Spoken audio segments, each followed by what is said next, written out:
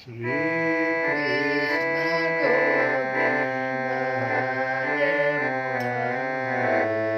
मुरारी नाथ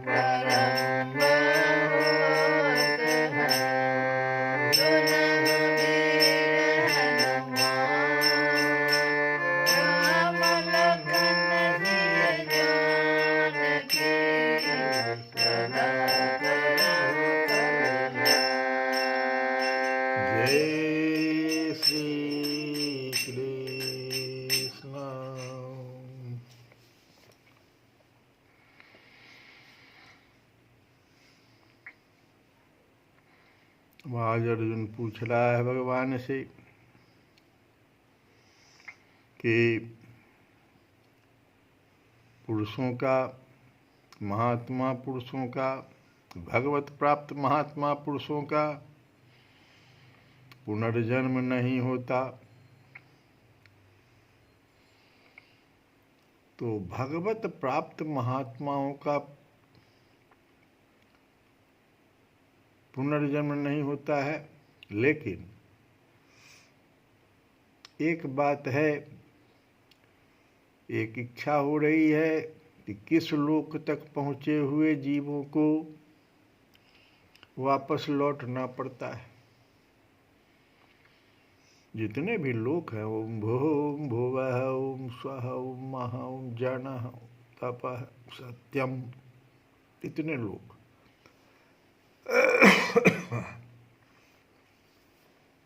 तो भगवान से अर्जुन पूछ रहा है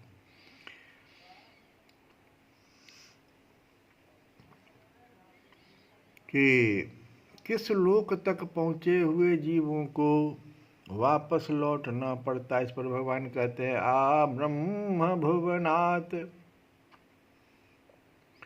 लोका पुनरावर्तिनः अर्जुन,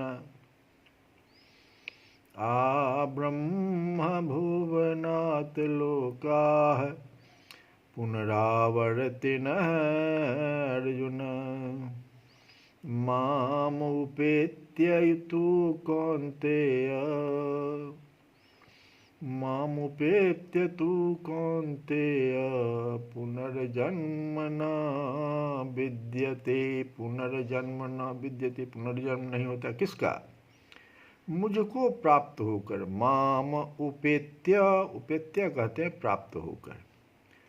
तो माम उपेत्य पुनर्जन्म न विद्यते, जो मुझको प्राप्त हो जाते हैं उनका पुनर्जन्म नहीं होता, बाकी सबका हो जाता है। हे अर्जुन, ब्रह्मलोक पर्यंत आ ब्रह्म भुवना लोका, हे अर्जुन ब्रह्मलोक पर्यंत सब लोक पुनरावर्ती हैं। पुनरावर्तिनो अर्जुन,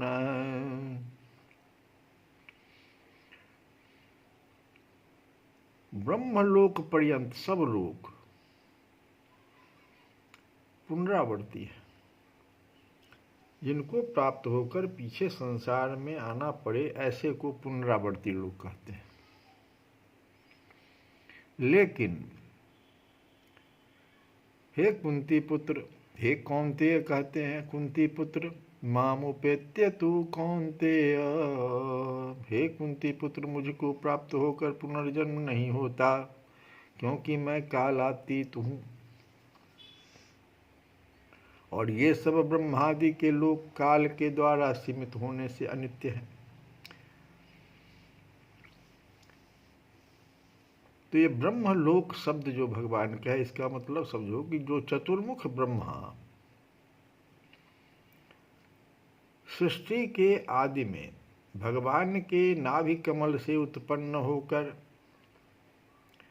सारी सृष्टि की रचना करते हैं, जिनको प्रजापति भी कहा जाता है, हिरण्यगर्भ भी नाम उनका है, सूत्रात्मा भी कहते हैं और अधिदैव भी कहा गया है इनको, ब्रह्मा जी को। प्रजापति, हिरण्यगर्भ, सूत्रात्मा और अधिदैव। तो वे जिस ऊर्ध्वलोक में निवास करते हैं, ऊपर के लोक में जहाँ भी वे निवास करते हैं, उस लोक विशेष का नाम ब्रह्मलोक है। ब्रह्मा जी जिस लोक में निवास करते हैं वो ऊर्ध्व में है, सबसे ऊपर है। और अन्य लोक जो है, भिन्न भिन्न लोकपालों के स्थान, विशेषतः भूः, भुवः, स्वः आदि समस्त लोकों का लक्ष्य है। तो यहाँ पर जो ब्रह्मलोका पर्यंत जो कहा गया, इसका मतलब हुआ कि ब्रह्मलोक के सहित उससे नीचे के जितने भी विभिन्न लोक हैं उन सबको भगवान ने कहा। और पुनरावर्ती किन लोकों को कहते हैं? तो बार बार नष्ट होना और उत्पन्न होना जिनका स्वभाव हो एवं जिनमें निवास करने वाले प्राणियों का मुक्त होना निश्चित न हो, उन लोगों को पुनरावर्ती कहते हैं। तो इस प्रकार से भगवान अर्जुन का जो प्रश्न था, जानने की इच्छा थी कि किस लोक तक पहुँचे हुए जीवों को वापस लौटना पड़ता है। अब हम लोग एक भजन जो है विनय पत्रिका से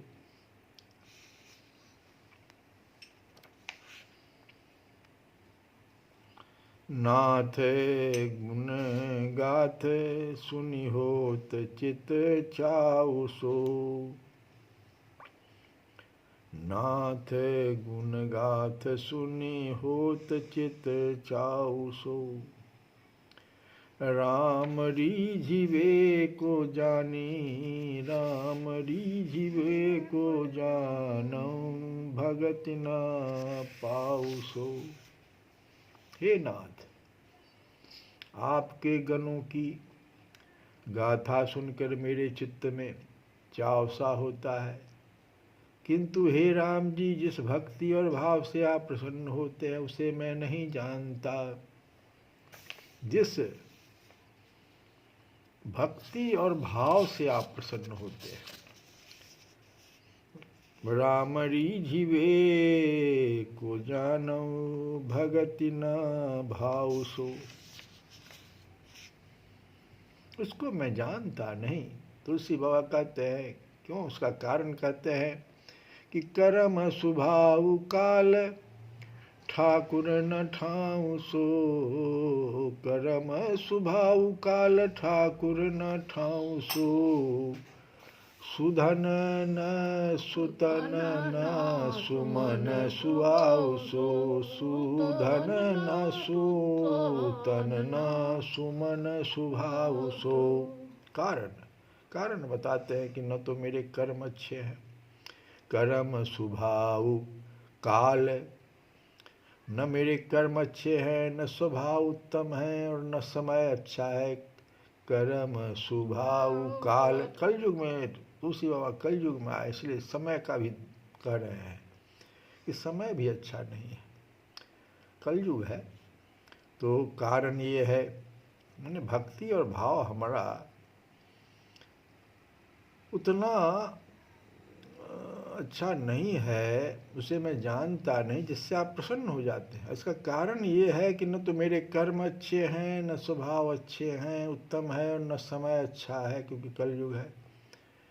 ठाकुर न ठाऊं सो, न कोई मालिक है, न कहीं ठौर ठिकाना है। आगे कहते हैं सुधन न, माने सुधन न, साधन रूपी जो उत्तम धन है वो भी नहीं है मेरे पास। सुधन न असुतन न सुंदर सेवा परायण शरीर है। सुतन सुंदर तन, सेवा परायण शरीर को सुंदर तन कहते, सुतन कहते हैं। तो सुधन न सुतन न सुमन सुआउ सो। न सुंदर सेवा परायण शरीर है, न परमार्थ में लगने वाला उत्तम मन है। सुमन, सुमन कहते हैं कि जो परमार्थ में लगने वाला मन है उसको उत्तम मन कहते, सुमन कहा जाता है। असुआऊ, और न भजन से पवित्र हुई उत्तम आयु ही है सुआऊ। सुआऊ कहते हैं, सब में सु लगा हुआ है। सुधन न सुतन न सुमन सुआउ सो, कुछ भी नहीं है मेरे पास। सारांश क्या हुआ कि भगवत प्राप्ति का एक भी साधन मेरे पास नहीं है, सब प्रकार से निराधार हूँ। बाप, अब कहते हैं बाप बलि जाऊं, जाचो जल जाहि कहे अमीय पियाऊ सो। जाचो जल जाहि कहे अमीय पियाऊ सो। कासो कहो काहू सो न बरत हियाऊ सो। जिससे मैं प्यास के मारे पानी मांगता हूँ, वह उल्टा मुझसे ही अमृत पिलाने के लिए कहता है। मैं अपनी बात किससे कहूँ, किसी से भी कहने की हिम्मत सी नहीं पड़ती। तो आगे कहते हैं, बाप बलि जाऊं आप करिए उपाय सो, तेरे ही निहारे पर हारे सुदाऊ सो। इसलिए हे बाप, मैं अपनी बात अब किससे कहूँ, इसलिए हे बाप जी बलिहारी, आप ही मेरे लिए वैसा कोई अच्छा उपाय कर दीजिए, क्योंकि आपके कृपा दृष्टि से देखते ही हारने पर भी अच्छा दांव सा हाथ लग जाता है। भाव क्या हुआ, बड़े बड़े पापी भी आपकी कृपा से वैकुंठ के अधिकारी हो जाते हैं। तेरे ही सुझाए सुझे असुझ सुझाऊ सो, तेरे ही बुझाए बुझे अबुझ बुझाऊ सो। नाम यवलंबु अम्बु दीन मीन राउ सो, प्रभु सो बनाई कहो जी हजरी जाओ सो। तो आप ही मेरे लिए कोई अच्छा उपाय कर दीजिए। आप यदि मुझ सुझा देंगे तो अदृश्य वस्तु भी दिखने लगती है, और आपके समझा देने पर नहीं समझ में आने वाला आपका स्वरूप जो है वो भी समझ में आ जाता है। अब आप उसे ही सुझा और समझा दीजिए। देखिए, आपके नाम का जो अवलंबन है वही तो पानी है, और उसमें रहने वाला मैं दीन मीन जो हुआ मछली, मैं दीन मीनों का राजा सा हूँ, बड़े भारी मत्स्य के समान हूँ। मैं जो प्रभु के सामने इसमें कुछ भी बनावटी बात कहता हूँ तो मेरी यह जीभ जल जाए। प्रभु सो बनाई कहो जी है जरी जाऊ सो, सब भांति बिगड़ी है एक सुमराऊ सो। तुलसी सुसाही वही दियो है जनाऊ सो। मेरी बात सभी तरह से बिगड़ चुकी है, केवल एक ही अच्छा बानक्शा बना हुआ है, और वह यह कि तुलसीदास ने यह बात अपने किसको जना दिया, दयालु स्वामी को जना दिया। इतनी बात जो है किसी दूसरे को नहीं, तुलसीदास ने कहा अपने ही दयालु स्वामी को जना दिया है। अब स्वामी आप ही बिगड़ी बनावेंगे। श्री कृष्ण गोविंद हरे मुरारे, हे नाथ नारायण वासुदेव।